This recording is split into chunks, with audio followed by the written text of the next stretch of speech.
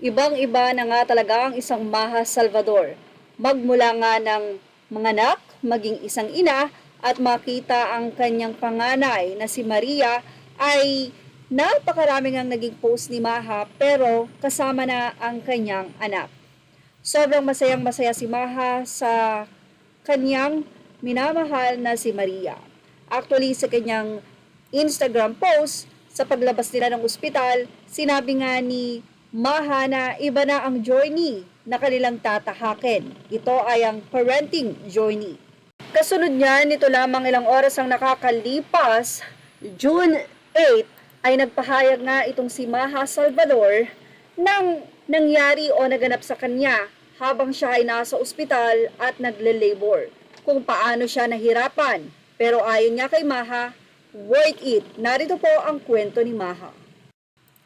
I experienced an intense 30-hour labor, 12 hours without epidural, 3 hours of pushing, then ended up having episiotomy and forceps.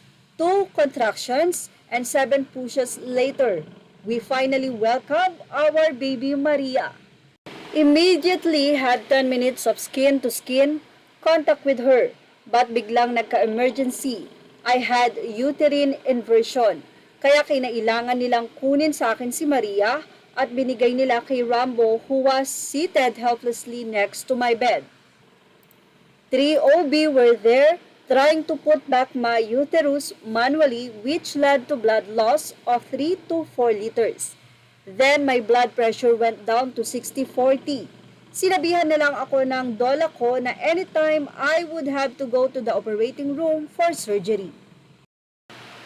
And that time, sabi ko na lang sa sarili ko na I can't do anything anymore.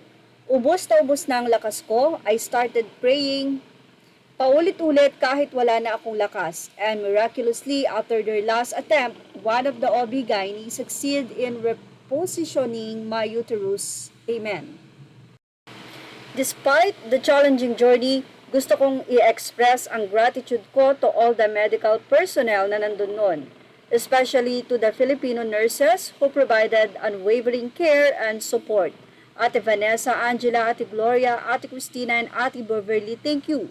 To my Dola Grace, and thank you for everything you did, your part beyond your job. You're amazing. Recovering now, ang swerte kong kasama ko ang pamilya ko dito sa Canada. Love you, Mama, Kirby, Martin, and Mom. See you soon, Ate Yans, Kuya, and Big Babies. Thank you also, Dina Habes and Yaya Lynn. To my husband, I love you. To my Maria, everything is worth it. I love you, anak. Yan nga ang nakakatouch na naging mensahe ni Maha Salvador sa kanya nga pong journey sa kanyang panganganak. Yan ang ating showbiz top update. Thank you for watching. Images are all credit to the rightful owners. Please like, share, and subscribe.